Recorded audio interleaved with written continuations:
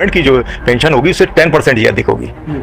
तो लोगों ने ध्यान नहीं दिया। जब रिटायर हुए तो उनके हाथ में जब पेंशन आनी शुरू की, उन्होंने ये क्या आ रहा है। सुप्रीम कोर्ट में भी गए। अब सुप्रीम कोर्ट ने हम लोगों को तो डिसीजन दे दिया कि सितंबर 2014 के पहले कहिए और बात कहिए, और अपने लिए जब जजेस कह रहे हैं तो वो कह रहे हैं 19-20 हजार पेंशन बहुत कम होती है। जी हाँ, नमस्कार। ईपीएस पेंशन धारकों के साथ साथ सरकारी कर्मचारी, राज्य कर्मचारी और पेंशन धारक जो कि पेंशन बढ़ोतरी को लेकर इंतजार कर रहे थे, उनके लिए बड़ी खबरें निकलकर सामने आ चुकी है।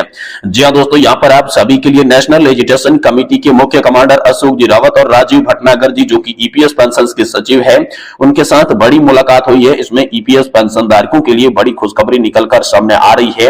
इसके बारे में आज की इस वीडियो के अंदर बात करने वाले हैं। क्या लोकसभा से पहले ईपीएस पेंशन धारकों को लेकर सरकार बड़ा फैसला दे सकती है? आज कमांडर अशोक रावत ने एक बड़ा बयान दिया, जिसके आधारित हम आपको बताएंगे कि आखिर आप सभी के लिए क्या बड़ी खुशखबरी निकलकर सामने आ चुकी है, इसके बारे में बात करेंगे।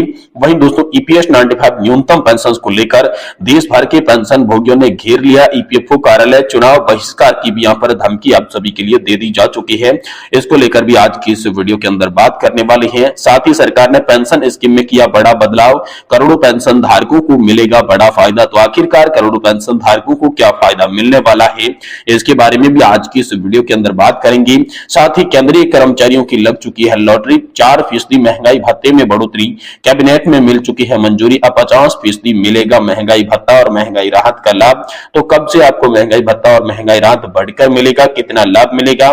साथ ही आखिरकार पेंशन भोगियों ने कैसे ईपीएफओ का घेराव किया है, सरकार ने पेंशन स्कीम को लेकर क्या बदलाव किया है, और साथ ही राजीव भटनागर जी और कमांडर अशोक रावत की मुलाकात से ईपीएस पेंशन धारकों के लिए क्या बड़ी खबरें, इंपोर्टेंट खबरें और महत्वपूर्ण खुशखबरी क्या निकल कर आ रही है, इसके बारे में आज की इस वीडियो के अंदर बात करेंगे। इसलिए आपसे निवेदन है कि दोस्तों वीडियो को आप लास्ट तक जरूर देखें, जिससे आपको पूरी खबरें सही, सटीक और तथ्यों पर आधारित पता चल सके। और इससे पहले अगर आप हमारे चैनल पर नए हैं तो दोस्तों चैनल को सब्सक्राइब कर दें और वीडियो को लाइक करें। तो दोस्तों चलिए बिना किसी देरी के वीडियो के अंदर खबरों का सिलसिला शुरू करते हैं। पहली और बड़ी खबर की बात करें तो दोस्तों ईपीएस पेंशन धारकों के लिए बड़ी मुलाकात नेशनल एजुकेशन कमेटी के मुख्य कमांडर अशोक जी रावत और ईपीएस 95 पेंशनर्स के मुख्य सचिव राजीव भटनागर जी के साथ हुई है। जी दोस्तों, जिसमें राजीव भटनागर जी ने यहाँ पर सरकार को भी आड़े हाथ लिया, जिसमें दोस्तों ये कहा गया कि जब कोर्ट के जजेस की बात आती है तो यहाँ पर 17,000 से भी लगाकर 20,000 रुपए की पेंशन को भी कम बताया जाता है, लेकिन ईपीएस 95 पेंशन धारकों को यहाँ पर आज 1171 रुपए की पेंशन एवरेज मिल रही है, जो कि बहुत ही कम है। साथ ही उन्हें यहाँ पर जो है मेडिकल सुविधा भी अच्छी नहीं मिल रही है।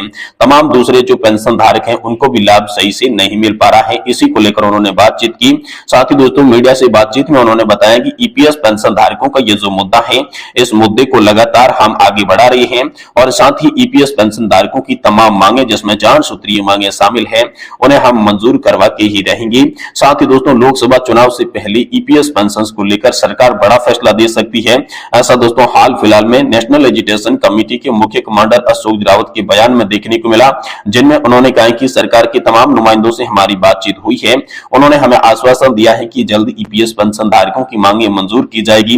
तो दोस्तों लोकसभा चुनाव से पहले ईपीएस 95 पेंशन धारकों की तमाम मांगों को मंजूरी मिल सकती है, ऐसा बड़ा संदेश, ऐसी बड़ी खबर आप सभी के लिए निकल कर सामने आ चुकी है।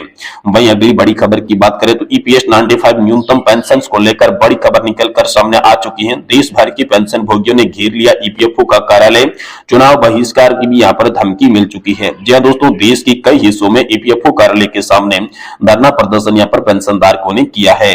दोस्तों न्यूनतम पेंशन की राशि 1,000 रुपए प्रति महीना वृद्धि करने और अन्य मांगों को लेकर ईपीएफओ कार्यालयों का घेराव किया गया है।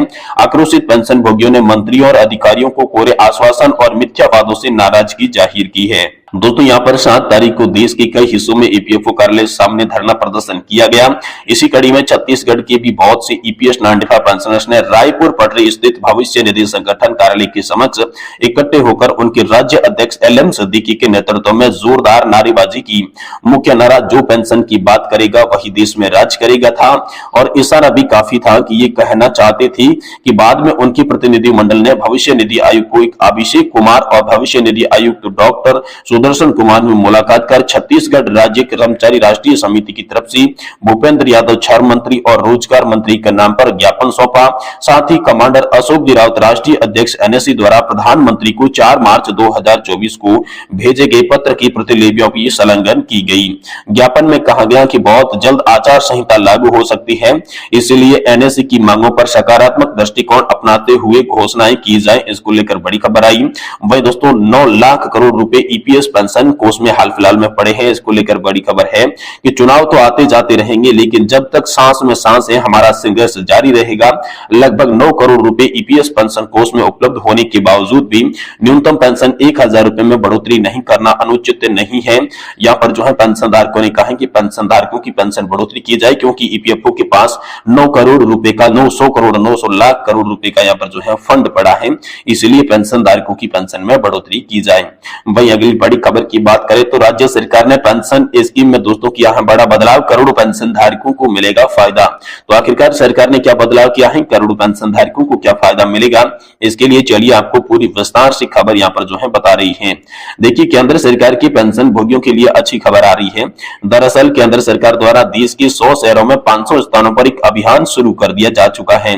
सरकार की ओर से जारी बयान में कहा गया कि 17 पेंशन वितरण करने वाले बैंकों, मंत्रालयों के पेंशन भोगी कल्याण संघों, इलेक्ट्रॉनिक्स और सूचना प्रौद्योगिकी मंत्रालय के सहयोग से 50 लाख पेंशन भोगियों को लक्ष्य करके यह अभियान शुरू किया गया है।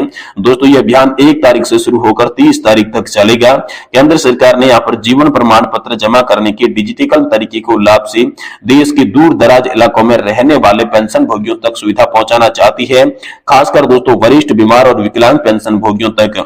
साथ ही जिन स्थानों पर यहाँ पर डोर स्टेप बैंकिंग सेवाएं प्रदान की जा रही हैं, वह बैंक शाखाओं को सौंपे गए कर्मचारी एंड्रॉइड फोन से लैस किया जा रहा है, ताकि जब पेंशन भोगी जीवन प्रमाण पत्र जमा करने की शाखा में जाए तो इस तकनीकी का उपयोग किया जा सके।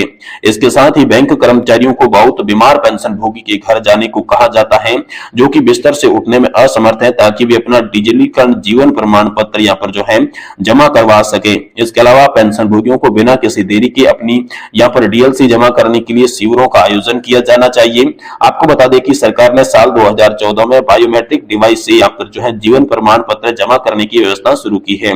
इसके बाद आधार डेटाबेस पर आधारित चेहरा प्रमाण पत्र प्रौद्योगिकी प्रणाली विकसित के लिए काम किया गया, जिसके लिए यहाँ पर एंड्रॉइड आधारित स्मार्टफोन की मदद से जीवन प्रमाण पत्र जमा करना संभव हो गया। इस सुविधा के अनुसार फेस ऑथेंटिकेशन तकनीकी के जरिए व्यक्ति की पहचान स्थापित की जाती है और डिजिटल लाइफ सर्टिफिकेट तैयार किया जाता है। आपको बता दें कि यह तकनीकी नवंबर 2021 में लॉन्च की गई थी और इससे पेंशन भोगियों की बायोमेट्रिक उपकरणों को निर्भर कम कर दिया गया था, और अब यहाँ पर स्मार्टफोन आधारित तकनीकी का लाभ उठाकर इस प्रक्रिया को अधिक सुलभ और किफायती बना दिया जा चुका है। साथ ही दोस्तों केंद्रीय कर्मचारियों को गुड न्यूज मिल चुकी है, 50% तक महंगाई भत्ता हो सकता है। इसके लिए बड़ी खबर आई है कि केंद्रीय कर्मचारियों की लॉटरी लगी है, 4% महंगाई भत्ते में बढ़ोतरी हो चुकी है। कैबिनेट में इसको मंजूरी मिल चुकी है और दोस्तों 50% इसका लाभ मिलेगा। जी हाँ दोस्तों, लगातार जो ईपीएस पेंशन धारक थे, साथ ही केंद्रीय कर्मचारी, राज्य कर्मचारी पेंशन धारक थे, वो डीए बढ़ोतरी का इंतजार कर रहे थे। जैसा कि आप सभी लोग जानते होंगे कि साल में 2 बार डीए में बढ़ोतरी की जाती है, ठीक उसी तर्ज पर दोस्तों डीए बढ़ोतरी का इंतजार कर रहे लाखों कर्मचारियों के लिए बड़ी खुशखबरी है। सरकार ने दोस्तों कैबिनेट बैठक के दौरान 4% डीए बढ़ोतरी को मंजूरी दे दी है। जी हाँ दोस्तों, अब आप सभी को 50% डीए मिलेगा। जैसा कि आप सभी को पहले